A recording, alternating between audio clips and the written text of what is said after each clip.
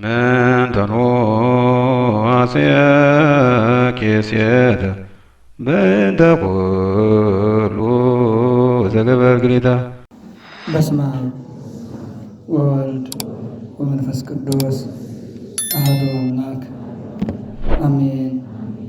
የተወደዳችሁና የተከበራችሁ የልዑል እግዚአብሔር ቤተሰቦች ወንድሞችና እህቶቼ በሕያው እግዚአብሔር ስም እንደምን ዋላችሁ? እንደምን ሰነበታችሁ? እከብር ኃይል ክቡር እቀደስ ኃይል ቅዱስ አመስግኑኝ የማይል ምስጉን ቸሩ አምላካችን እስከ ሰዓት ድረስ ወዶና ፈቅዶ ስላደረሰን ስሙ ከምድር እስከ አርያም ለዘላለም የተመሰገነ ይሁን። ለዚሁ አቁራሪተ መዓት አምጻኢተ ምሕረት የሆነች አምላክ ወላዲተ አምላክ ቅድስተ ቅዱሳን ድንግል ማርያም ስም አጠራሯ ለዘላለም ከፍ ያለና የተመሰገነ ይሁን። ቅዱሳን አባቶቻችን እንደየማዕረጋቸው መጠን እንደዚሁ ስም አጠራራቸው ለዘላለም ከፍ ያለና የተመሰገነ ይሁን።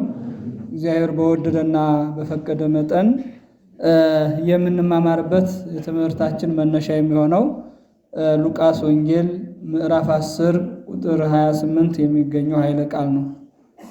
ከመዝ ግበር ወተሃዩ፣ እንዲህ አድርግ በሕይወት ትኖራለህ ይላል።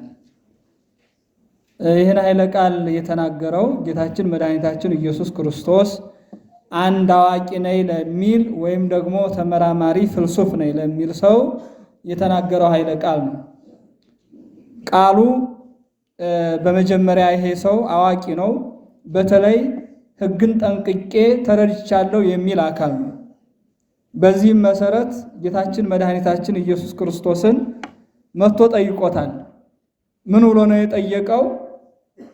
የዘላለምን ሕይወት ወርስ ዘንድ ምን ብሰራ ይሻለኛል አለ። ጥሩ ጥያቄ አይደለም? መልካም ጥያቄ ነው የጠየቀው። ግን በጣም የሚገርመው ሰውየው በውስጡ ጉህሉት ያዘለ ነው። ጉህሉት አዝሎ ይህን ጥያቄ ግን ጠየቀ። ሰው ለሕይወቱ መሪ ያልሆነ ነገር ተሸክሞ የሕይወት ጥያቄ ቢጠይቅ መጀመሪያ ያን ያዘለውን ነገር ማውረድ አለበት። ይሄ ሰው ጥያቄው ጥሩ ሆኖ ሳለ ያዘለው ነገር ግን ይጎትተዋል። አሁን ብዙ ጊዜ እኛ ጥያቄ እንጠይቃለን። ለምን ይሆን ጥያቄያችን የሚጎተተው? በልባችን ያዘልነውን ነገር መጀመሪያ ማውረድ አለብን ማለት ነው። እግዚአብሔር እንዲሰማ ወዳውኑ እንዲህ ብሎ መለሰለት ይላል። በኦሪቱ ያለውን አላነበብክም? በኦሪቱ ያለውን አላስተዋልክም ሲለው አንብቤ ያለው እንጂ አውቅ ያለው እንጂ ተረድቻለሁ እንጂ አለ። እና ምን ተረዳህ አለው። በኦሪቱ የተጻፈውማ አፍቅሮ ለእግዚአብሔር አምላክከ በኩሉ ልብከ ወበኩሉ ነፍስከ ወበኩሉ ኃይልከ ወበኩሉ ህሊናከ ወአፍቅር ቢጸከ ከመ ነፍስከ፣ እግዚአብሔርን በፍጹም ልብህ፣ በፍጹም አይምሮ፣ በፍጹም ኃይልህ፣ በፍጹም ህሊናህ፣ በፍጹም ሐሳብህ ውደድ የሚለው ተጽፏል። ሁለተኛም ባልንጀራህን እንደራስህ ውደድ የሚለው ተጽፏል አለው። መልካም አንብበሃል፣ መልካም ተረድተሃል። ከመዝ ግበር ወተሃዩ፣ እንዲሁ አድርግ በሕይወት ትኖራለህ አለው ይላል። አሁን ይሄ ሰውዬ ምጽድቁን መቼስ ይሄ ልማድ ከለመደ በአንድ ጊዜ አይቆረጥ አይደለም። ያዘላት ነገር ስላለችው በጣም ሞራል ተሰማውና እንዲህ ከሆነማ ሌላም ጥያቄ ልጨምር ብሎ ባልንጀራዬ ማን ነው አለ። ለመሆኑ እኔን ሊመጥን የሚችል ባልንጀራ ማን ነው? መጣኝ እኔን የሚገልጽ ማን ሊሆን ይችላል? እዛ ምሳሌ መሰለለት፣ የሳምራዊውን ምሳሌ መሰለለት። ይሄን እንደ መንደርደሪያ እናንሳውና በዋናነት የምናያቸው 3 ሐሳቦች አሉ። እነዛ ነው የምናየው። ለእኛ ሕይወት የሚያስፈልጉን ነገሮች ምንድናቸው? አሁን እንዴት ብናደርግ እንኖራለን? ምንድነው ለእኛ ሕይወት የሚያስፈልገው የሚለውን እሱን ነው የምናየው። ግን እንደ መነሻ ምሳሌውን የምታውቁትን ታሪክ ነገረው ይላል። ምን ብሎ? አሐዱ ብእሲ እምኢየሩሳሌም ለኢያሪኮ ወረደ። አንድ ሰው ከኢየሩሳሌም ወደ ኢያሪኮ ምን አለ? ወረደ ይላል። ሰው ሲወርድ መቼም እያደር ነው። ያዳጠው ሰው እንዴት እንደሚወርቅ እንኳን ባላንሱን ይጠብቃል? አይጠብቅም እኮ። ከወደቀ ወደቀ ነው። ወይ ይሰበራል ወይ ተበላሽቶ ይነሳል። የወረደ ሰው አወዳደቁ ይከፋል። ይሄ ሰው መጀመሪያውኑ ከኢየሩሳሌም ሲወርድ ኢያሪኮ ናት። ኢያሪኮ ደግሞ እንግዲህ ለሱ ሕይወት የማትስማማ ሽፍቶች የሚበዙባት ናት። ከዛ ወርዶ ሲሄድ ተቀበሉት እና እጅሬ ተቀበሉና በደንብ አድርገው ልኩን እስከሚያገኝ ጨርቅ አድርገው ቀጠቀጡት ይላል። ከአንተ የሆነ ነገር አለው ብሎ የሚያስብ ሰው ጨርቅ ነው የሚያደርገው አይደል? ጨርቅ አድርገው መቼስ የፈሪ በትር ምንድን ነው የሚባለው? አይምርም ማለት የፈሪ በትር ሆድ ይገትር ይባላል። ጨርቅ አድርገው ከተቀጥቀጡ በኋላ ያለውን ነገር አውልቀው ልብሱንም ራቁቱን አድርገው ወፈቅዎ ወአቁሰልዎ ወሰለብዎ ወሃለፉ ወወሩ ይላል። አቆሰሉት፣ ገመሱት። ስጋውን ቆርሰው ማለትም ስጋውን በሚገባ ቅጥቅጥ አድርገው ደሙን አድምተው እስትንፋስ እስከሚያጥረው ድረስ እዛ ጥለውት ሄዱ። በምንና በምን መካከል እያለ? በሕይወትና በሞት መካከል እያለ ማለት ነው። ነፍስ ውጪ ነፍስ ግቢ እያለ ጥለውት ሄዱ ይላል። አሁን ይሄ ሰው ተመልከቱት። ገርፈውታል፣ ቀጥቅጠውታል፣ ገምሰውታል፣ አቁስለውታል፣ እዛ ልብሱን ገፈውታል። አሁን እንዲህ አይነት ሰው ብታገኙ እንደው እንዴት ነው የምታረጉ? አይከብድም? እንዲህ አይነት ሰው ድንገት ብታገኙ እንደውም አንዳንዱ ምን ብሎ ይጠረጠራል መሰላችሁ? አይ ገዳይ እኔን ብለው ሊጠረጥሩ ስለሚችሉ ሰው አላየኝ አላየኝ ብሎ እፋይል ይላል። እና ሁለት ሰዎች መጡ በተከታታይ። የመጀመሪያው እንደምታውቁ ካህን ነው የመጣው። ካህን መጣና ሲያየው ይሄ አይኑ አይታይም፣ በደም ተሸፍኗል፣ ስጋው ተቆራርሷል፣ ልብሱ ተገፏል፣ ራቁቱን ነው። ከዛ እስትንፋስ አጥሮታል። የልብ ሙቀት ብቻ ነው ያልተለየው። አየውና በጣም አይቶ በቃ ዘሎት እንግዲህ እግዚአብሔር ያትርፍ ብሎ ከንፈሩን መጥቶ ዘሎት ሄደ። አሁን ለዚህ ሰው ከንፈር መምጠት ዋጋ ይሆነዋል? እስኪ ንገሩኝ። ምንም ዋጋ ይሆነው? ሁለተኛው ሌዋዊ መጣና አየው ይላል። ወተዳደቆ ይህም እንደዚሁ እንግዲህ እግዚአብሔር ያትርፍ ምን ያደርጋል ብሎ ምንም ሊያደርግ አልቻለም። አሁንም ዘሎት ሄደ ይላል። ዘሎት ሄደ። ሶስተኛው ግን ምን መጣ? ሳምራዊ መጣና ወምህሮ ሎቱ ይላል። አዘነለት። ወይንና ዘይት ይዞ ነበርና በቁስሉ ላይ ወሶጦ ሎቱ ወይነ ወቅብአ፣ ወይንና ዘይት እስራኤል ልማድ ከእጃቸው አይለይም ነበርና አፈሰሰለት ይላል። ያ ቁስሉን ያክመዋል። ወይን ሲፈስ ዘይት ሲደረግ፣ ለምሳሌ እሳት የበላው ሰው ምንድነው የሚደረግለት? ዘይት ይቀባል አይደል? ለምንድነው የሚቀባው? እንዲያለዝብለት ቁስሉን እኮ ነው። እንዲያለዝብለት ወይንና ዘይት ደፋለት። እንዳዚህ አድርጎም አልተውም። ያ በሞትና በሕይወት መካከል የነበረውን ሰው የራሱን አህያ አምጥቶ ጭኖ ወደ እንግዶች ማረፊያ ወስዶ ለጥበቃው ሰጠው ይላል።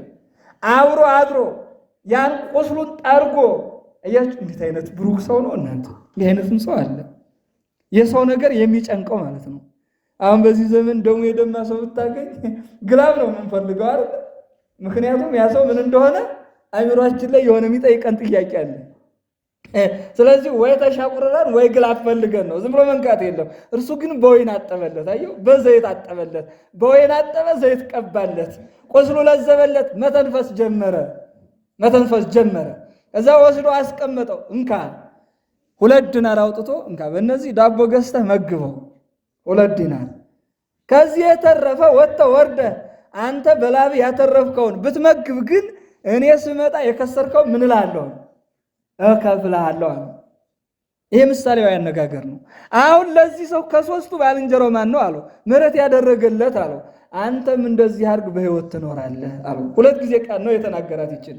የመጀመሪያው ሕጉን ሲነግረው ፍቅረ ቢጽንና ፍቅረ እግዚአብሔርን ሲነግረው ምን አለው? አንተም እንዲህ አድርግ፣ እግዚአብሔርን ውደደው፣ ባልንጀራህን ውደደው፣ በሕይወት ትኖራለህ አለው። የመጀመሪያው ሕይወት ማኖሪያ ይሄ ነው አለው። ሁለተኛ ደግሞ ይሄ ምሕረት ያደረገለት ሲለው አንተም ምሕረት አድርግ፣ በምን ትኖራለህ? በሕይወት ትኖራለህ። 2 መንገዶችን ነግሮታል ማለት ነው። አሁን ይሄ ሰው ችግሩ ምንድነው ካላችሁ፣ መጀመሪያ የዚህ ሰው ችግር ከኢየሩሳሌም መውረዱ ነው። መጀመሪያ አዋቂ ነኝ የሚለው አለው፣ ነግሬያቸዋለሁ። አዝሎት የመጣው ነገር አለ። ይሄ ከንቱ ውዳሴን አዝሎ መጥቷል። የበላይነትን እኔ በልጥ የሚለውን አዝሎ መጥቷል። በልቡ የተጠናወተው ነገር ትዕቢት ነው። ይሄ ነገር ጥሎታል። ይሄ ምሳሌ እንዲመሰል ያሰኘው እሱ ነው ማለት ነው። ስለዚህ ያወቀውን አውቆ በዛ ደፋ ቀና ብሎ ቢያገለግል እሰየው፣ የመጀመሪያው በቂው ነበረ። ግን ማን እኔን ይመስለኛል አለ። ይሄ መስሎ መኖር ማን ነው እኔን የሚስተካከለኝ ማለት? ምክንያቱም እኔ ሕግን ፈጽሜያለሁ ብሎ ያስባል። ሕግ በመፈጸሙ ብቻ ግን የሚጸድቅ አይደለም፣ ምግባር ያስፈልገዋልና። ምክንያቱም ፍቅረ ቢጽንም አድርጌያለሁ ይሄን እንደ እንትን ይቆጠርልኛል ቢልም እሱ የሚጠበቅ ትህትና አለ። በዛ ወርዷል ማለት ነው። ታዲያ ሰው መውረዱ ምሳሌ የተመሰለው ኢየሱስ ክርስቶስ ሲያስተምር የመጀመሪያው ከኢየሩሳሌም ወደ ኢያሪኮ መውረዱ የወጥመዱ ነበረ። ለምን? ሌሎቹ ነገሮች የገጠሙት ከኢየሩሳሌም በመውጣቱ ነው። ከኢየሩሳሌም ሲወርድ ኢያሪኮ ናት። ኢያሪኮ ስትቀበለው ሽፍቶች ተቀበሉት። ሽፍቶች ከተቀበሉ በኋላ እንግዲህ ጨርቅ አድርገውታል ማለት ነው። ከዛ በኋላ ያለውን ነገር አጥቷል። አሁን እኛ ኢየሩሳሌም ቤተክርስቲያን ናት። ከኢየሩሳሌም ከቤተ ክርስቲያን የመንፈሳዊ ሕይወቱ እየቀነሰ ሲመጣ የምታገኘን ኢያሪኮ የተባለች እያንዳንዱ በዓለም ላይ የሚያገኘን ሕይወት ነው። ያን ጊዜ ጨርቅ ያደርገናል ማለት ነው። አያችሁት? የሚገጥመን ነገር ሽፍታ የተባሉ አጋንንት ናቸው ባጭሩ። አጋንንት ደግሞ የሚፈልጉትን ስራ በእኛ ላይ መስራት ይፈልጋሉ ማለት ነው። እዛ ሌዋዊ የተባለ ካህን የተባሉ እነዚህ ከአዳም ጀምረው እስከ ክርስቶስ የለመኑ የነቢያት ምሳሌ ናቸው። ለመኑ፣ ነገር ግን የሰው ልጅ ማዳን አልቻሉም። የሰው ልጅ ወረደ ማለት በገነት ይኖር ነበረ። በዛች በተሰጠው ትእዛዝ መኖር አልቻለም። ከዛች ትእዛዝ ሲወርድ በኢያሪኮ ዓለም ማለትም አጋንንት አገኙ። አጋንንት የራሳቸውን ስራ ሰሩ ነው። እንተኮ በለሰመ በላይክሙ ያለውን ይዛችሁ መሄድ ነው። እዚህ ላይ ብዙ ጊዜ ስለማላጠፋ በዚህ ምክንያት የሰው ልጅ ወርዶ ብዙ ዋጋ አስከፍሎታል ነው። ክርስቶስ ደሙን ከፈለ ማለት ሳምራዊ የተባለ ክርስቶስ ነው። ጌታችን መድኃኒታችን ኢየሱስ ክርስቶስ በወይን አጠበው ዘይት አፈሰሰለት አለ። ወይን የተባለ በመስቀል ላይ ተሰቅሎ ደሙን አፍሶ የሰው ልጅ ቁስል አጠበ ነው። እዛ ዘይት ቀባለት፣ ፍቅርን ሰጠው ነው። ፍቅር ሳቦ ለወልድ ኃያል መንበሩ ወአብጽሖ እስከ ለሞት። ዘይት የተባለ ፍቅር ነው። የሰው ልጅ እየካደው ግን ፍቅርን የሰጠ አምላክ። ከዛ 2 ዲናርን ሰጠው ብሉይና አዲስን። እንካ በዚህ አስተምረው ምከረው። የእንግዳ ቤት የተባለች ቤተክርስቲያን አያችሁ፣ እዛ ኢየሩሳሌም አልናት። ከኢየሩሳሌም ወረደ፣ ኢያሪኮ ተቀበለችው። ከደም መፍሰስ በኋላ በደም ፈሳሽነት የእንግዳ ማረፊያ የተባለች ቤተክርስቲያንን መሰረታት ነው። ወስዶ አስረከበ። ምን ሰርቶ? ሕግ ሰርቶ የቀደመውን አጽንቶ የአሁኑን ደግሞ በደሙ ሰርቶ ዙሮ አስተምሮ በዚህ አስተምር። ነገር ግን ከዚህ የበለጠ ብትከስር ማለት ድርሰት ደርሰ እንደ ዮሐንስ አፈወርቅ እንደነ ቄርሎስ እንደ ሌሎቹም ቅዱሳን እንደነ ቅዱስ ጳውሎስ እነሱ እስከ 10 መጻሕፍት ነው። ሌሎቹ እነዚህ የሊቃውንትን መጽሐፍ ቅዱስ የወለዳቸውን ተንተርሰው የወለዱት እንዲህ ድርሰት ደርሰ ብታስተምር እኔ ስመጣ በዳግም ምጽአት ዋጋህን እሰጥሃለሁ ማለት ነው። እንዲያ ከሆነ እዚህኛ ምን እንማራለን? ጥያቄው መሰረታዊ ጥያቄ ነው።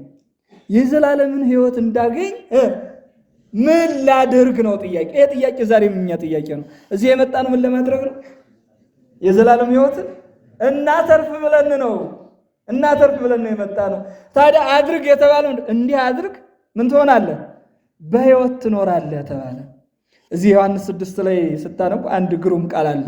ዮሐንስ 6 ላይ እነዛን ተርበው የነበሩትን 5000 ሕዝብ ህብስቱን አበርክቶ 5 ህብስት 2 ዓሣ አበርክቶ ከመገባቸው በኋላ ሰው በሆዱ ሲመጡበት እንደምታውቁት ሁልጊዜም እንደምለው ቅርብ ስለሆነ አርያስ ሊነግስ ይገባል አሉ። ሁሉም በቃ ጨበጨቡለት። ለማን? ለጌታችን ለኢየሱስ ክርስቶስ። በቃ ይሾም ነገ እኮ ይሰቀል ይሆን። እዛ በኋላ ምን አላቸው መሰለህ? ሆዳችሁ ስለሞላ ተከተላችሁ። እትግበሩ ለመብል ሐላፊ አላ ግበሩ ለመብል ዘይነብር ለሕይወት ዘላለም አለ። አያችሁ? እናንተ ለሐላፊው መብል አትስሩ፣ ለዘላለም ለሚኖረው ሕይወት ምን በሉ ስሩ አላቸው። ይህን ካላቸው በኋላ ከደቀ መዛሙርቱ እኩሎቹ ምን አሉ? ተጠራጠሩ ይላል።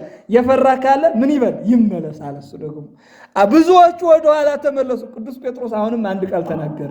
እማይቴን ሐውርን ዘቃለ ሕይወት ዘላለም ብከ፣ የዘላለም የሕይወት ቃል እያለ ካንተ ወደ ማን እንጠጋለን እንሄዳለን አለ። እስኪ አስቡት ወጣት፣ እንደው ከክርስቶስ ወጥተን ወደ ማን እንጠጋለን? ወዴት እንሄዳለን? ሕይወት በእጁ ሕይወት ራሱ ምግብ እሱ፣ መጠጊያ እሱ፣ ዓለም እሱ። ከእግዚአብሔር ዓለምነት ወጥቶ ሰው የት ይሰደዳል? የትም እኮ መሰደጃ የለም። አያችሁ፣ እሱ የትግበሩ ለመብል ሐላፊ አላ ግበሩ ለመብል ዘይነብር ለሕይወት ዘላለም አለ። ሕይወት ዘላለም ምን እንደሆነች ገለጸ። ቅዱስ ጴጥሮስ ደግሞ ያችን የሰማው አስተውሎ የሰማው እማየቴን ሐውርን ዘቃለ ሕይወት ዘላለም ምከ፣ ጠንቋይ ብንሄደው መጠጊያ አይሆንም፣ ዓለም ብንሄድባት መጠጊያ አይሆንም፣ ክደናት አለ። ወሀደጉ ዘውዲዎስ አባሆሙ ተብሏል። ዘውዲዎስ አባታቸውን እስከ ዘርመት ነው እስከ ድርጅቱ ትተው ነው የተከተሉት። እዚህ መጠጊያ አልሆነም።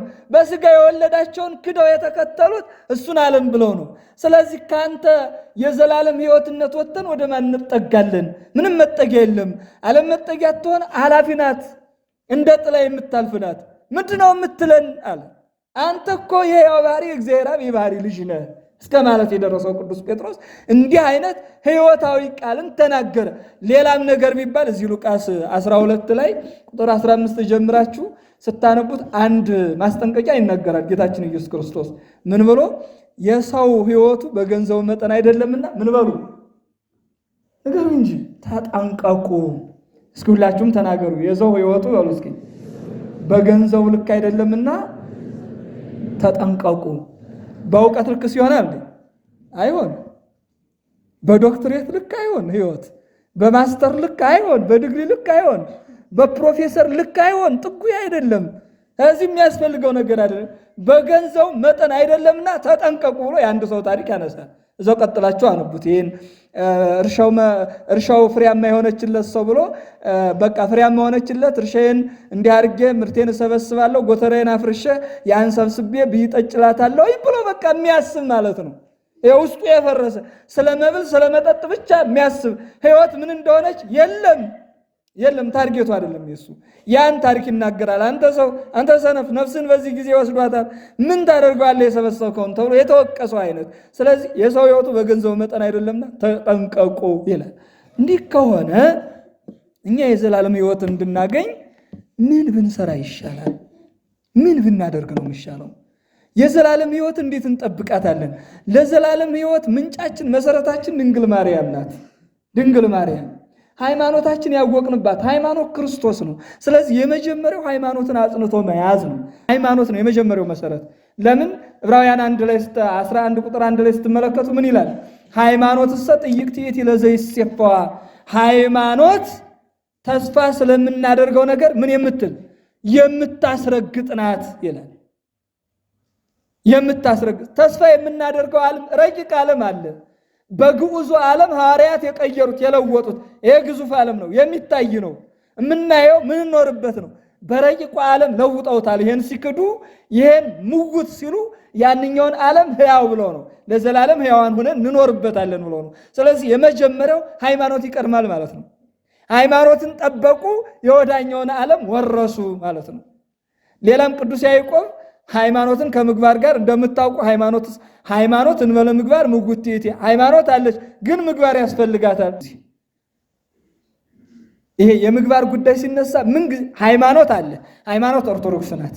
ምግባር ሲባል ግን እንሰማና የሆነ ጊዜ ደግሞ ቆረጥ አድርገን የምንተወው ነገር ይኖራል። እሱ ደግሞ ይጥለናል፣ ከውድቀት እግዚአብሔር ይጠብቀን። አያችሁ እዚህ ሉቃንትና ማቴዎስ 15ን ማነቡ። ሰው ሲጸና ነው ራሱ ድህነቱን መጠበቅ የሚችለው። ራሱ ሲጸና እግዚአብሔር የሚሰጠው ነገር አለ። ያችን የለመነችውን ሴት ታስታውሷታላችሁ? ከነአናዊት ይላታል። ልጇ ታማለች፣ አጋንንት ይዞ ነው የሚያሰቃያት እና ሂዳ ሐዋርያት ጉባኤ ዘርግተው ይማራሉ። አሁን በክላስ መካከል እናንተ እየተማራችሁ የሆነ ነገር መጥቶ በቃ ክላስ በቃ ብትባሉ ምንድን ነው የምትሉት? በአፈር በላዶ ክላሳችን አቋረጠ ነው የምትሉት? ያቅ እሰይ ነው የምትሉት። ይህችሁት እየመረረው የሚማር ትውልድ እኮ ነው። እየመረረው ግን የሚፈጋ ነገ የሆነ ነገር አገኛለሁ ብሎ። ወንጌል ግን እየጣፈጠች ነው የምትማራት፣ ግን መከራ አላት። ብጣፍጥህ ሕይወቷ ሰይፍ አላት። ሰይፍን ተሸከም ነው የምትልህ፣ ደምህን አፈስ ነው የምትልህ። የሰው ደም ሳይሆን ያንተን ደም። ይሄ ምረቷ ነው። ምረቷ ግን መጨረሻ ላይ የሕይወት ጥፍጥና ነው።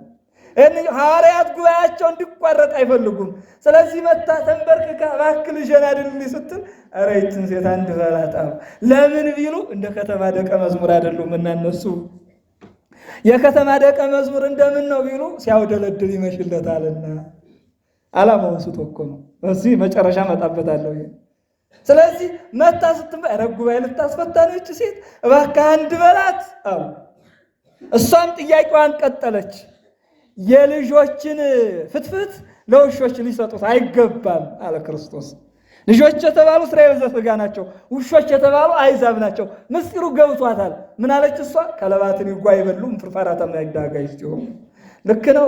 ውሾችም እኮ ከጌታቸው የተራረፈውን ያን ማዕድ በልተው ጌቶቻቸው ሲያነሱ የተራረፈውን ውሾች ምን ይላሉ? ይልቃቅማሉ። እኔ አይምሮዋን ምን ጊዜም ቢሆን የሚገርም ነው አጠቃቀሷ ራሱ። ትህትናዋን እስኪሰሙ። ትህትና ሃይማኖት ጥበብ የተገኘባት ሴት ናት። አንደኛ መጀመሪያ ያድንልኛል ብላ መምጣቷ ሃይማኖቷ ነው።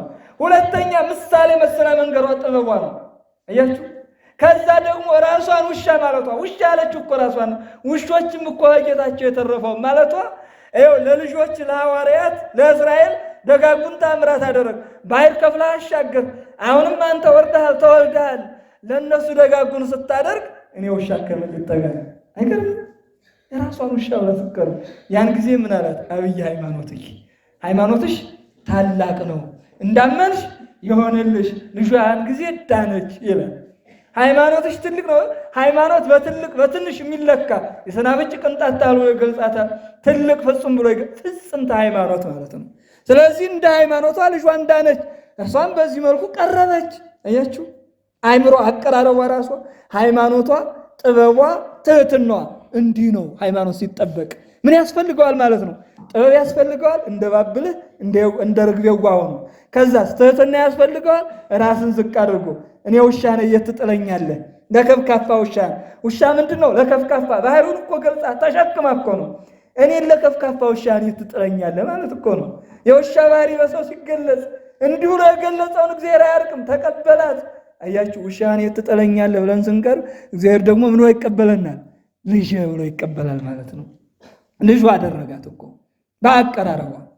ስለዚህ በዚህ ዘመን አንድ ነገር ልንገራችሁ። እዚህ አሁን ትውልዱ ይሄ ምግባር ላይ ሃይማኖት ሲኖር ምን ያስፈልጋል ብያችኋለሁ?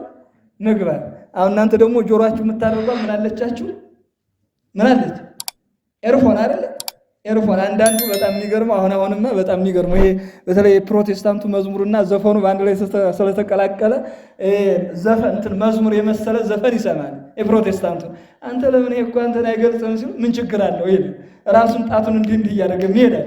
ታዲያ እኮ ነው የምላችሁ እኔ ሁላችሁም ማለት አይደለም፣ ይሄን ትረዱኛላችሁ። ሁላችሁም ማለት አይደለም። አንዳንዱ የተመታ ስላለ ማለት ነው፣ ንክ ስላለ ማለት ነው፣ እየነገሩት የማይገባው ስላለ እንጂ ሁሉ ማለት አይደለም።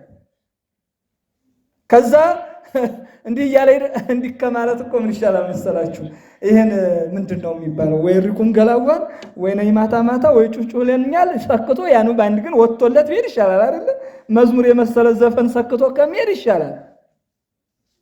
ሰውየው እኮ ነው እንትን ሴትዮዋ አብዳ እዚህ ፀጉሯ ላይ አመድ እያወለለች ልብሷን ቀዳዳ እንዲህ እየወረወረች ትሄዳለች። እና ልጅቷ ደግሞ ከታችን ማሳጠራ ከላይም ጎርዳ ትሄዳለች። አረ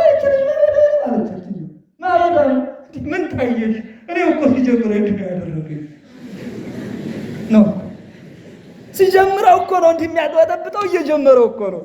ታዲያ እንደው እግዚአብሔር ይማር ማለት አይገባም? እንደዚህ አይነቱ እግዚአብሔር ይማር እኮ የሚያስፈራው እንደዚህ ላለው እኮ ነው።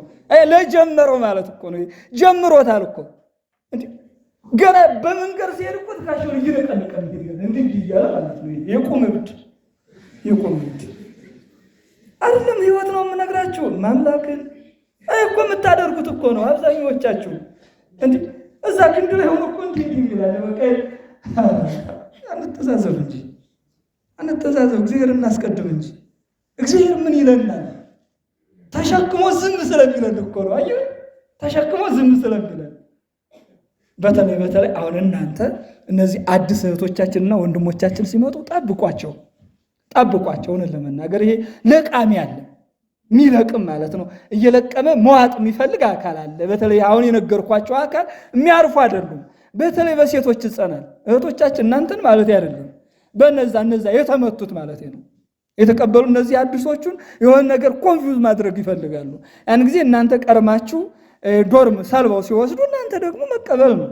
አንድ ምሳሌ ልንገራችሁ እንደው ባጭሩ በሚገባችሁ። ሰውየው እንዳጋጣሚ ሆነ ወርቅ አለ ተብሎ ጉድጓድ ይቆፍራል። ምን አለ ተብሎ ጉድጓድ እንትን ወርቅ አለ ተብሎ ጉድጓድ ይቆፍራል። እና ቆፍረው በቃ ደርሰንበታል፣ እስኪ ወርቁን ለማግኘት ምን ማለት ያስፈልጋል?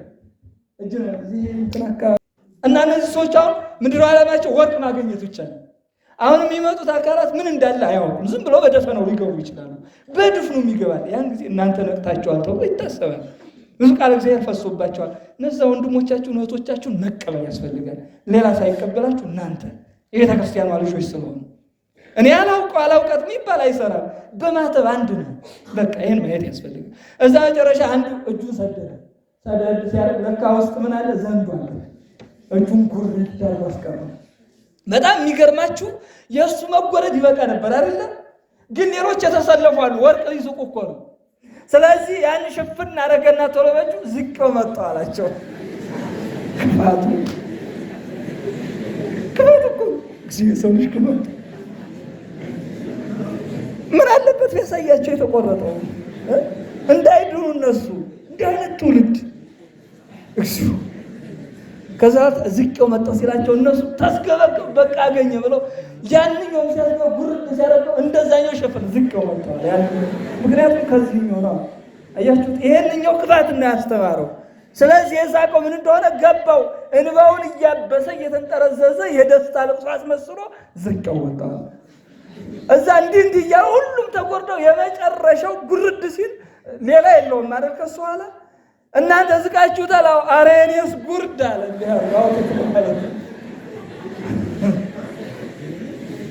እዛ ሁሉም ይኸው የኔም ጉርድ ቢታይ ሁሉም ኮራጅ ቀኝ እጁ የተጎረደ። እናንተ በሀሳብ አትጎረዱ፣ በአመለካከት አትጎረዱ፣ አትቀደሙ። ከሆነም ደግሞ የሆነ ነገር ከተበላሸባችሁ ሌላው እንዳይበላሽበት መጣር ክርስትናው ይሄ ነው። ሃይማኖትን መጠበቅ ማለት ይሄ አይደል እንዴ? የአንድ ሰው ዓላማ ስለተበላሸ ሌላው ይሙት አብሮ ይባላል እንደ ኦርቶዶክሳውያን? የለም፣ ሌላውን መጠበቅ ያስፈልጋል። አስቡ። አሁን ይህንኛው መጀመሪያው ጉዳቱ እንደደረሰበት ቢያሳያቸው ያ ሁሉ በዘንዶ አሁን ይኸውላችሁ ዘንዶ አይደለም ያስቸገረ እሱ ጫካ ነው የሚኖረው። ካልደረስክበት አይደርስም። ሊውጥህ የሚችለው በቦታው በጫካ ስትሄድና ስትረግጠው ቦታውን ስትይዝበት ብቻ ነው አነፍንፎ ሊወጥህ የሚፈልገው። የዘንዶ ባህሪ ደግሞ እንደምታውቁት ውጦ ማላመጥ ነው። የሁሉንም እጅ ጎረደ፣ ዋጠ። ከዋጠ በኋላ ነው የሚያላምጠው የሚፈጨው። ይሄ ዘንዶ ባህሪ ነው። አሁን ያስቸገረን የሰው ዘንዶ ነው። በቃ በሐሳብ ውጦ የሚያላምጥ፣ ከሃይማኖት አውጥቶ የሚያላምጥ፣ ከእግዚአብሔር የሚለይ፣ ከቤተ ክርስቲያን የሚለይ፣ ከአንተ ከዚህች ህብረት የሚለይ መርዛማ፣ ከመርዛማ ጋር እንዳንቀላቀል ራስን መጠበቅ ያስፈልጋል። ራስን መጠበቅ። እንደዛ ሲሆን ነው በህይወት መኖር የሚቻለው። እንዲህ አድርግ በህይወትም ትኖራለህ። በቃ ሃይማኖት ራሱ ክርስቶስ ከሆነ በዚህ መልኩ መጀመሪያ ውስጣችን ሳይነካ መጠበቅ እንደነጠረ ማለት እኮ ነው። ወርቅ መንጠሩ የሚታወቀው በሳት ተፈትኖ አይደለም? አንተም አሁን ወጣትነት እንዲነጥሮ እንዳለ መጠበቅ ምንም ነገር ሳታስገባ በቃ እንደዚህ ሰው ለህይወት እንዘጋጃለን። የመጀመሪያው ይሄ ነው። ሁለተኛው ንጽህን መጠበቅ ነው። በምን ለመኖር አሁን ይቺ ትፈትነናለች። በጣም ይህን ቃል ሳነሳ እየፈራው ነው ማለት ነው። ንጽህና ሲነሳ ቀላል ይመስላል፣ ግን በውስጣችን ደግሞ ፈታኝ ነገር አለ። ፈታኝ ነገር የሥጋ ፈተና አለ፣ እሱ ይፈትነናል። ተግዳሮት አለ፣ እሱ ይፈትነናል። ንጽህና እንዴት ነው መጠበቅ የሚቻለው ይሆን? እንዴት ነው መጠበቅ የሚቻለው? እግዚአብሔር አይምሮ አስተዋይ ዝነ ልቡናን ያድለን። ይሄን የምንሰማበትን ማለት ነው። ከልብ የጠበቁት ተሻግረውበታል። በአንድ ጊዜ ምን ተፈጠረ? እስራኤል ዘሥጋ እግዚአብሔር ለሙሴ እንዲህ በላቸው እያለ 570 ጊዜ 575 ቢሉ አናግሮታል ሙሴ። ከመዚህ የለክሙ እግዚአብሔር ከመዚህ የለክሙ እግዚአብሔር እያለ ያስተምራቸው ነበር። እስራኤል ዘሥጋ ግን ጠገቡ። ሰው ሲጠግብ ምን ይዘንብበታል? መቅሰፍት እና ጠገቡና ከዚህ በኋላ አትነዝንዘን አንተ ብሎ መምህር አሉት። አያችሁ ሙሴን ናቁት። ሙሴን ያህል መሪ ይህን ሲንቁት እንደው ምን ላድርግ አለ። ወደ እግዚአብሔር አመለከተ። አማራጭ የለውም። እስራኤል ዘሥጋ ንቀውታል። በቃ ራሱ እግዚአብሔር ወርዶ ያስተምረናል። ያ ማለት ይሄ በሃይማኖታዊ ምልከታቸው በቃ እግዚአብሔር መጥቶ ራሱ ካላስተማረን ሙሴ የሚባል በቃ ሰልችተና ሲሆን ወደ እግዚአብሔር አመለከተ። እስከ 6 ቀን ድረስ እስከ 3 ቀን ድረስ ጥፍራችሁን ምን በሉ ቁረጡ፣ ፀጉራችሁን ተላጩ፣ ልብሳችሁን እጠቡ፣ ንጽህናችሁን ጠብቁ፣ ገላችሁን ታጠቡ፣ ከሴት ተለዩ። እግዚአብሔር መመሪያ ያስተላል ለሙሴ። ይሄን ሙሴ ነገራል። በመጨረሻው ቀን በ3ኛው ቀን ይዟቸው ወጣ። ከዛ የሰናፍጭ ቅንጣት ታህል ብርሃን ከዚህ ከግንባሩ ላይ ሳለበት ይላል። ማን? እግዚአብሔር። በማን ላይ? በሙሴ ላይ ሄደና ከመዚህ የለክሙ እግዚአብሔር አላቸው። እንደ ሻሽ ተነጠፉ፣ እንደ ቅጠል ረገፉ፣ እንደ ግንድ ተረበረቡ። ዘጸአት ሃያን ስታነቡ ከዛ በኋላ ምን አሉ? እይትናገረነ እግዚአብሔር አላ ይትናገረነ ሙሴ። እግዚአብሔር አይናገረን። ማን ይናገረን? ሙሴ ይናገረን አሉ። ማን ነው ግን የተናገራቸው? ሙሴ ነው የተናገራቸው። ከዛ በኋላ ገለጥ ብሎ ሲያይ ሙሴ ነው። ተገልበ ብለነ ሙሴ ተገልበ ብለነ ተሸፈልን ሙሴ ብርሃንን ማየት አልቻለም። በቃ እንዲህ ነው እግዚአብሔር ልገለጥ ካለ በአገልጋዮቹ ይገለጣል ማለት ነው። ሲያስተምርም በዚህ መልኩ ያስተምራል። ስለዚህ ከኛ የሚጠበቀው ምንድን ነው? መስማት። አሁን እስራኤል ሰምተውት ቢሆን ይሄ ሁሉ መደናገጥ ይመጣል። ይሄ ሁሉ እንደ ግንድ መረብረብ ይመጣል። እንደ ግንድ መረብረብ ይመጣል። የለም ግን መጀመሪያውኑ ሳቱት መንገዱን ሲስቱ ይሄ መጣ ማለት ነው። መንገዳችን እንዳንስት አምላከ ቅዱሳን ይርዳን። ያ ከኢየሩሳሌም ወደ ኢያሪኮ የወረደው ሰው መጀመሪያ መንገዱን ስለሳተ ነው ይሄ ሁሉ የገጠመው። ሰው መንገዱን ሲስት ነው ይሄ ሁሉ መከራ የሚመጣበት። እንደው መርትያኖስን አስቡት። ስለ ንጽህና ስታነሱ ይገርመኛል የሱ አጠባበቅ። ያ በምሽት ሴቶች ተወራርደውበት አይደል? እንደምታስታውሱት ተወራርደውበታል። ዘማት ባንድ ላይ ሆነው እኔ አስተዋለሁ ሰው እኔ ለጽድቅ ይላል እንጂ ለስህተት ይሽቀዳደማል። ዘመኑን እስኪ በዚህ ዋጁት እስኪ ይዩት እስኪ። አሁን እንደው ለጽድቅ የሆነ መንገድ ከሚመራውና ለስህተት የሆነ ፋብሪኬት ከማደርገው ማን ይበልጣል? ለስህተት አይደል? ለስህተት እኮ ነው። ለጽድቅማ የተመረጡ ናቸው ይታወቃሉ። እና አንዷ የመጨረሻ እኔ ዛሬ ይሄን ባይታዊ አስቼ ባልመጣ ብላ እንደምታውቁት ሄደች። ንጽህና ጋር አያይዛችሁ እንድታልፉ ነው። ይሄን ታሪኩን የምታውቁት ነው። ሄደች፣ ቤቱ አረፈች። ሲመሽ ነው ሄደችው። የተንኮሏ ተንኮል ሽቷን ይሄን ምኗን በቃ በፖርሷ ሸፍና ሄዳ ሲመሽ አሳድሮ ያለችው ሁለት ነገር መጣበት። ሂጂ ብላ ጅብ ይበላታል፣ አውሬ ይበላታል፣ እግዚአብሔር ይጠይቀኛል፣ ብትገባ ጾር ይነሳብኛል። ስለዚህ አንተ እንጦንስ ከሁለቱ አንዱን ምረጥ አለ። ራሱን እኮ ነው የሚሞግተው። እስኪ ሞግቱት፣ ራሳችሁን ሞግቱት እስኪ። አሁን ይህን ታሪክ ማንሳት አይደለም ፍላጎቴ፣ ራሳችን እንዴት እንሞግተው ነው። ቅዱሳኑ እንዴት ያስተምሩናል። አሁን እኛን መሞገት እኮ ነው ያቃተን። ሞግተን ማሸነፍ። ከሞገትክ እኮ ወይ ተሸናፊ አለ ወይ አሸናፊ ወይ ተሸናፊ ነው የምትሆነው። ስለዚህ ከሁለት አንዱን መምረጥ የግድ ነው። ምረጥ መቃንትና አንጦኔ መርትያኖስ አለ። ራሱን አስመረጥ። አይ በኋላ በፍርድ ከሚፈረድብህ አሁን አስገብተህ የራስህን ጾር ብትሸከም ይሻላል። በቃ ይሄን ወስነሃል አለና ግቢ አለ። እንደገባ ሽቷን መረፍረፍ ጀመረች። ቤቱ በሽቱ ተሞላ። በል አብረን እንደር አለችው። ደፍራ ከድፍረት ኃጢአት እግዚአብሔር ይሰውር። ደፍራ እኮ ነው ስንት ዓመት ዘግቶ የኖረን እንዲህ አይነትን ቅዱስ። እዛ በኋላ ጾር ተነሳበት ይላል። አያችሁ ስጋ ደግሞ ሰይጣን ሳላልን የሚፈትንበት ቅዱሳንን ዋጋ ለማሳጣት እንኳን እኛን ማለት ነው እንኳን እኛን ጩጮዎቹን እነዚህን አረጋውያን። ከዛ በኋላ በእሺ እዚህ ነደዱ ሰዓት ላይ ይንቀለቀላል እሳት።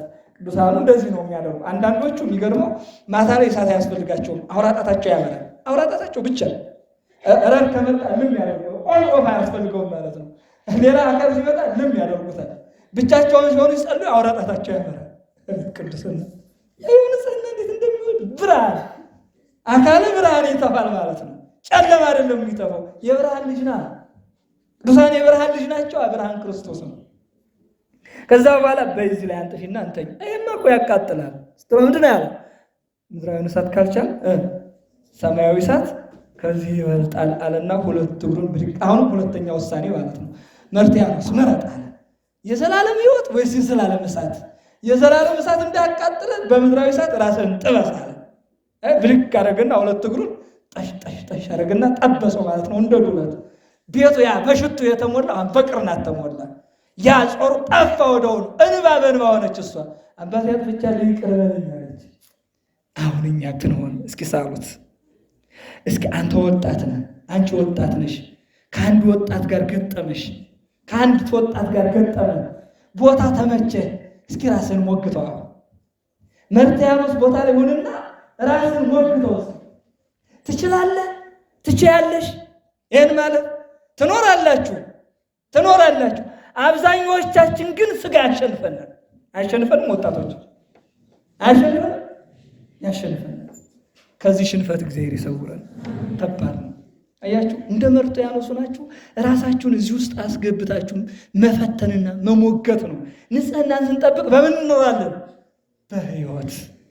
በሕይወት ከእንደዚህ አይነቱ እሳት እግዚአብሔር ይጠብቃችሁ፣ ይጠብቀን። አቤት እኮ በስልጣን ላይ ሆነው እኮ ራሳቸውን ጠብቀው የሚኖሩ አይደል? እንደ አስካፍ ያሉት እነ እንጦንስ የተማሩባቸው እንደና አስካፍ ያለው እኮ ሰራዊት እየመሩ ራሳቸውን ጠብቀው ኑረዋል። በተለይ ይሄ እንጦኒ አንድ ጊዜ የሆነ ነገር ፈተነው። አቤት አሁን በቅድስና ከኔ የሚበልጥ ማን ነው አለ። ማን? እንጦንስ ማለት ነው። ቅዱሳኑ ይፈታተናል። በዚህ ጊዜ እግዚአብሔር አነሳሳና ወደ ማን ወሰደው? ወደ አስካፍ። አስካፍ ሄደና ሲያየው ሱፉን ለብሶ ከረባቱን ደንቅሮ እንዲህ የሚንጎራደር ጀግና አሁን እኔን ምን ሊያደርግ ፈልጎ ነው ወደዚህ የላከኝ? የሆነ ነገር አይሰማም? ሰው ባለባበሱ ይለካል? ጥሩም ይልበስ ብርቶም ይልበስ ሰው ባለባበሱ ይለካል? አይለካም። ውስጡን አታውቀውም። ስለዚህ ሲወጣ ነው ጠየቀው፣ ሄዶ ንገረኝ፣ የቅድስናህን ምንጭ ንገረኝ፣ እግዚአብሔር ነው የላከኝ። እንዳንተ አይኔ ባለስልጣን ደግሞ ከኔ ምን አለ ብለህ አንተ አሁን እንዲህ ብለህ የምትወርሳትን ዓለም እንዴት ብዬ ልወርሳት ብለህ እኔ በእጅ በስለት አይን በፍላት እየቀጣው ምኖር እንደምታየኝ ፍርድ እያጓደልኩ ምኖር ከኔ ምን ትጠብቃለህ አለው። አያችሁት ውስጡ ያለው ሰው እንዴት አድርጎ እንደሚሸፍነው። የሌለው ሰው ግን እንደ ቅል ወይም ደግሞ እንደ ብረት ድስት ሲንጣጣ ታገኘዋለህ። ያለው ሰው ሸፈን አድርጎ ይሄንን የሱን በደሉን ነው የሚዘረጋልህ። ያንኛውን ይሸፍነዋል። አየው ሸፍኖ ነገረው። አይ ወደድክም ጠላህም ምን ያልሄድም ሲል ድንገት እየተጋፋ ሰራዊቱ ሲሄድ አንዱ ሲነካው ለካ አስካፍ እንደምታውቁት በውስጥ ምን አለችው? የማቅ ቀሚስ አለችው። በላይ ምንድነው የለበሰ? ሱፍ። ውስጡ ምንድነው? የማቅ ልብስ። ሲነካው ያ ማቅ ጉርንዳ ነው፣ እንደ ስለት ነው። ስጋውን ቁርስ አድርጎ ጣለው ይላል። ብሎ ወደቀ ይላል። አንሳ ወስደው አልጋ ላይ ያስቀመጡት። አሁንም እንጦኔ አልገባውም። ንገረኝ እስኪ ምንድነው ይሄ ጉዳይ አለው። ያው ልከፈለካልና ሱፉን አውልቆ ይሄው ለብሼ የምኖረው ብሎ ተባይ የፈሰሰበት እንደ እሾ የሚዋጋ ማቅ አሳየው ይላል። ተባዩ ይዘው ፈሶበት ተባዩ ይበላዋል፣ በዛው ላይ ይሞሸርገዋል። ሰውነቱን ሲያየው ለካ ካንገት በላይ ነው እንደ ፀሐይ የሚያበራ። ካንገት በታች ሲያየውማ ቁስል ነው። ቁስል በሕይወት ለመኖር እንደዋጋ ከፍለዋል። ቆስለው ማለት ነው። ከዛ ምን አለ ራሱን እየጸፋ አይ አንተማ ገና ብዙ ይቀራል። በቤተ መንግስቱ ኖሮ የኔ ያህል ገድል ከፈጸመ እንጦኔ አንተ ገና የሚቀር ስንት ደረጃ አለ። ከዚህ ደረጃ ገና አልበቃም ብሎ ሌላ ትምህርት ተምሮ ሌላ እንደምንኮራኩር ሊሰግር ይሄድ ማለት ነው። ወጣት ይሄን አብነት ማድረግ ነው በህይወት ለመኖር። ሶስተኛውና የመጨረሻው ዓላማን አለመዘንጋት ነው። ዓላማ ሲዘነጋ ይደናበራል አይደል? ዓላማን የዘነጋ ሰው በነገራችን ላይ መዳረሻ የለውም። መዳረሻ አለው የለውም። መዳረሻ የለውም። መዳረሻችን እግዚአብሔር ያሳምርልን፣ የእናንተንም እግዚአብሔር ያሳምር። መዳረሻ የሌለው ሰው ዓላማቸውን ያልዘነጉ ብዙዎች አሉ። ሰሞኑን አይታቸዋል። ቤተክርስቲያን ምንጊዜም መከራ ውስጥ ናት። ሰው በክፋት ዓላማቸውን የማይዘነጉ ለእከይሰ ጠቢባን እሙንቱ ለክፋትስ ምንድን ናቸው? ጥበበኞች ናቸዋል።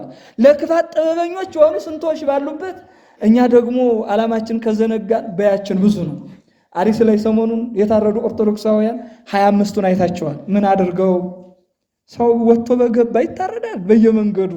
ለዛው መስቀል ያሰረው ሁልጊዜ ይታረዳል።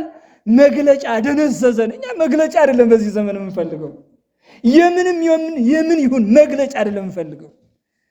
መሪ ሆኖ ከፊት የሚሞትላት መሪ አይደለ? መሪ ነው ግን ከፊት ቀድሞ እኔ ልሷ የሚል አባት ነው ያጣነው። አላጣነው እንዴ? በቃ እንደፍረን መናገር ጀምር። ምን እናድርግ? ሁልጊዜ ለቅሶ፣ ሁልጊዜ ሳቆቃ። አየሁ አንተ ምንም ዓላማችን ስለዘነጋን እኮ ነው። በተለይ መሪ ተብዬዎቹ እኛ ለሆነ ነገር ስታድር አየሁ የምትመረው መንጋ እንደዚህ ይሰየፋል በየሄደበት መሪውን እየቀደመ። መሪ ክርስቶስ እሱ ነበር ቀድሞ የተሰዋ። አሁን ደግሞ ተመሪው እየቀደመ ይሰዋል። ምን ታደርገዋለህ? ኧረ ከዚህ ዘመን እግዚአብሔር ያሻግረን። አያሳፍርም? ግን አያሳፍርም? ሰው በሀገሩ የሚታረድበት፣ ሰው በሀገሩ በግ ሆኖ የሚኖርበት። አየው ወጣት ታዲያ ይህን እንዴት እናንተ ትዘነጋላችሁ? እንዲህ ባለበት ዘመን አሁን ሌላ ፍትወት እንደው ያሸንፈናል። ሌላ ፍላጎት በቃ ዓላማ አለን ተምረን ግን ዓላማን ሳዘነጋ መውጣት። እዚህ ስለመጣን የሆነ ዓላማ ዘንግተን አቤት ወላጅ አለ፣ ሀገር አለች፣ ቤተክርስቲያን አለች። ይሄን ምን ጊዜን ማን ዘነጋው ጉዳይ ሊሆን ይገባል። አንዷን መስመር ስንስት ምንከፍለው ዋጋ መልሰን በኋላ ለመውጣት የሚያዳግተን ነው የሚሆነው። የሚያዳግተን ነው። ያቀለናልም ጸጋችንም ያስገፍፍብናል። እውነት ለመናገር ጸጋችንም ያሳጣናል። ያ ባሕታዊ ስንት ዓመት 40 ዘመን የተጋደለው ባሕታዊ እግዚአብሔር ተገለጸና እንደ ድካም ልስጥ ወይስ ደግሞ እንደ ሥራ አለ? እንደ ቸርነት ልስጥ ወይስ እንደ ድካም አለ? እንደምን ይስጣ ያለ? እንደ ድካም እንጂ እንደ ቸርነትማ ለማን ስጣቸው? ለሰባ ዓለም ስጣቸው እንጂ ደግሞ ለኔ ስንት ዓመት ደክም ያለ። አሁን ለኛ እንደምኑ ይስጠን? እንደ ቸርነቱ አይሻለንም?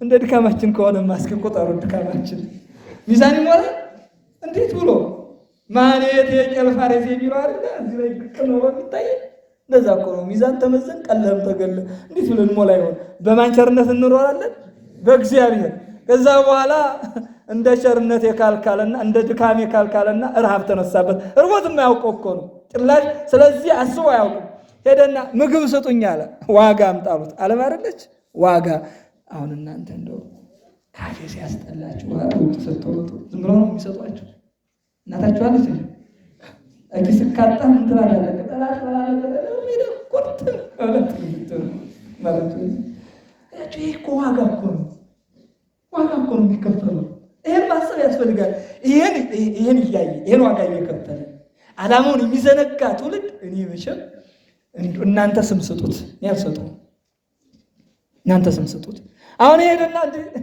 እኔ እኮ አንቺ እኔ 40 ዘመን ስጋደል ይኖርኩ ይሄን አታውቂም እንዳለሷ ምን ታውቅለታለች እሷ ሌላ ሂሳብ ነው የሱ ሌላ ሂሳብ ነው ይገናኛል እንዴ አይገናኝ በሏጋ በ40 ዓመቱ የ20 ዓመቱን ሰጥቼሻለሁ እንጀራ በላ ስትበላ ምን ያስፈልጋል የምትጠጣው ያስፈልግም ያስፈልጋል አለ አሁንም ዋጋ ተባለ ዋጋ አሁን በክፍያ ነው እኔ 20 ዓመት አለ የሱ ነው ወሰጃለና ሸጣ 40 ዓመቱን በአንድ ምግብና በአንድ መጠጥ ምን አለው አያችሁ ዋጋ ዓላማን መዘንጋት ምን ያህል ዋጋ እንደሚያስከፍል እንድታዩልኝ ነው እንጂ ለታሪኩ አዲስ አይደላችሁ ህይወት በዚህ ልክ ነው የሚያስከፍለው መጨረሻ ምኑ ቀረች ሃይማኖቱ ቀረች አያችሁ አሁንም ሌላ ምክንያቱም ረሃብ ከተነሳ ጧት በልተ ለምን ያስፈልጋል ለማታ አሁንም ሄደና ምግብ ሊል በቃ ምን ቀረ ይያል ማሰላሰል ጀመረ የቀረችው ሃይማኖቱ ናት ሃይማኖቱ ክርስቶስ ነው እሱንም ሊሸጠው ፈለገ አያችሁ ሰው ሲወርድ ማንን ይሸጣል እግዚአብሔርን ይሸጣል እግዚአብሔርን ከመሸጥ ይሰውራችሁ ይሰውራል የመጨረሻው መዋረድ ይሄ ነው ከኢየሩሳሌም ወደ ኢያሪኮ መውረድ ማለት እግዚአብሔርን መሸጥ ሃይማኖቱን መሸጥ ነው ታዲያ በዚህ ዘመን ሃይማኖት አልተሸጠም እንዴ ገበያ ላይ ያልዋለ ሹመት ለገንዘብ አልሆነ ሹመት ለመኪና አልሆነ አየው እና ታዲያ እዛ የታረዱትም ምን ታደርገው እንዴት አድርጌ ገልጽልሃለሁ ውስጥ እኮ ነው የሚሰክረው ውስጥ ነው የሚሰክር የሚደማ በዚህ ዘመን አንተ ሰው ሆነ ተገኝላለህ ቤተ ክርስቲያን እህቴም አንቺም እንደዚሁ በመጨረሻ መላክ ላከለትና እንደው ምንስ ይወል ልጅ አይደለም ስንት ዓመት የደከመበትን ሃይማኖት ነው ይልሸጠኛልና መላክ አንተ የዋ እንዲከሰርክ ምግባርህን ከሰርክ ሃይማኖትህን ትከስር ብሎ ገስጾ ወደ በዓቱ መለሰው ወደ ልቡ መለሰው ሁላችን ወደ ልባችን ይመልሰን የመጨረሻ ምሳሌ ያልኳችሁ ይኸውላችሁ ጸጋን የከሰረ ሰው ዓላማውን ይዘነጋ ነው እናንተ አሁን ወጣትነት ጸጋችሁ ነው እህቶች ወጣትነታችሁ ጸጋችሁ ነው ያለ ማንነት ጸጋ ነው ይሄን ስታጠው ነው መውረድ የሚሆነው ዛሬውን የምታመሰግነው ነገ ሌላ ውርደት ከገጠመ ነው ዛሬ በክብር ነው ያላችሁት ክብራችን ጠብቀን እንድንኖር አምላከ ቅዱሳን ይርዳን ነገ አዲት አውቀለነ ዮሐንስ ወልደ ነጎድጓድ ነገ ምን እንደምንሆን አልታወቀልንም እኛ ነው ቀለና ደረሳችን ገና ምኑ ተይዞ እንዴ ገና ጅምር ላይ እኮ ነው ያለን አፈጻጸማችን እግዚአብሔር ያሳምረልን ስለዚህ ወደ ህይወት መሳብ ያስፈልጋል ይህን አድርግ በህይወት ትኖራለህ ያለህን አጽንተህ አክሊልህም ማንም እንዳይወስድብህ ያለህን አጽንተህ ያዝ የሚለው ቅዱስ ዮሐንስ በዚህ ነው ያለን ጸጋ ሁሉ የኛ ነው እግዚአብሔር የሰጠንና ማንም ሳናውቀው ነጥቆ እንዳይወስድብን ያለንን አጽንተን ይዘን የዘላለምን ህይወት ወርሰን እንድንኖር አምላከ ቅዱሳን በቸርነቱ ይርዳን ያስተማረን የመከረን የገሰጸን የአባቶቻችን አምላክ ስሙ የተመሰገነ ይሁን ይቆየን መንተኖ አስያኬሴደ በእንተ ኩሉ ዘገበርግሊታ